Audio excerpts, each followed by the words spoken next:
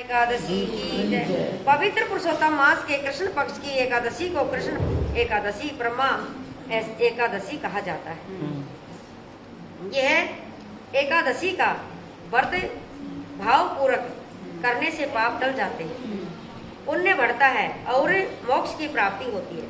इस कृष्ण एकादशी की कथा श्री कृष्ण ने युधिष्ठिर को सुनाई।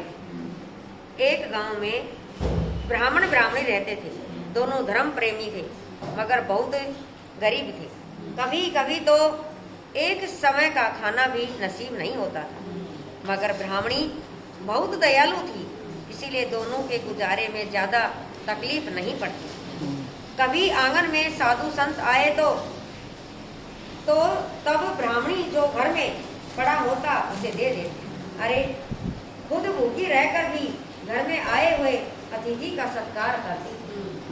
भले ब्राह्मण को इस बात का पता नहीं था, मगर जब उसे पड़ोसी के द्वारा अपनी स्त्री की उदारता सरलता के बारे में सुना, तब उसे लगा कि मुझे ऐसी सुशील और सद्गुणी स्त्री मिली।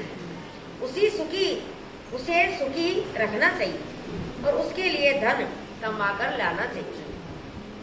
ब्राह्मण तो एक दिन सुबह के समय सामान लेकर परगाम जाने के लिए प्रदेश जाने के लिए तैयार था।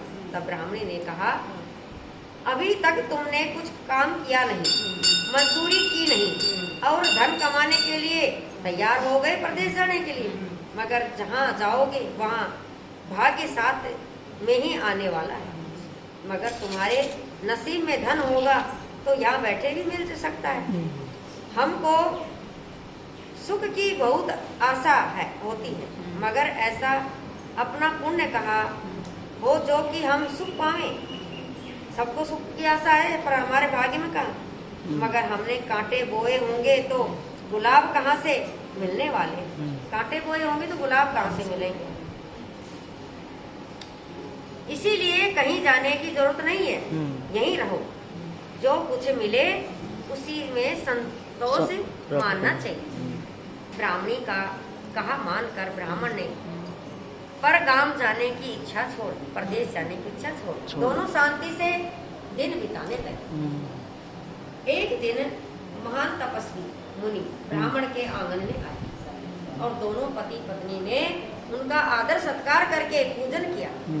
तपस्वी के पास में कुछ जाने के लिए मिलेगा ऐसा समझकर ब्राह्मण ने कहा, हे महापुरुष, हमारी गरीबी दूर हो या ऐसा कोई रास्ता हमें बताइए।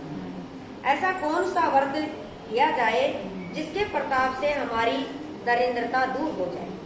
तपस्वी ने ध्यान धर के कहा, हे विप्र, जगत में दान, तीर्थ यात्रा और जप तप का महिमा बहुत है, मगर इससे भी ज्यादा महिमा पुरुषोत्तम मास की कृष्णा एकादशी का।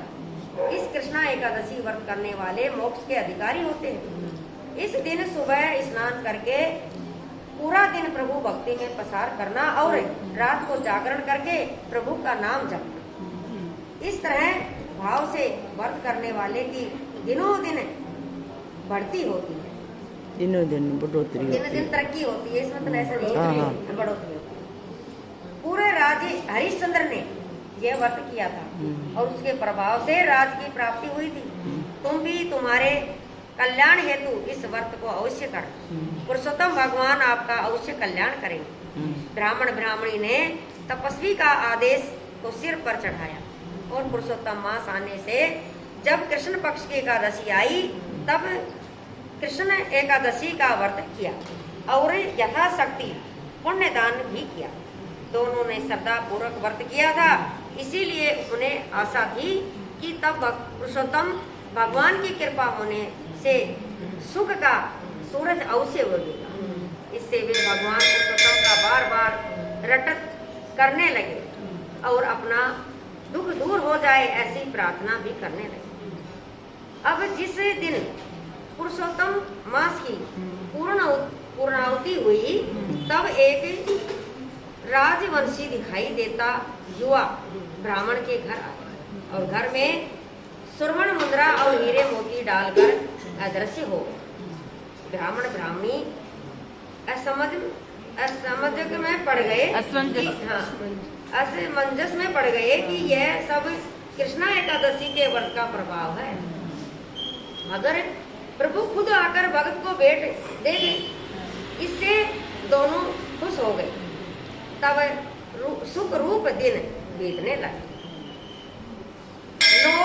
नौतम इस जो पुरुष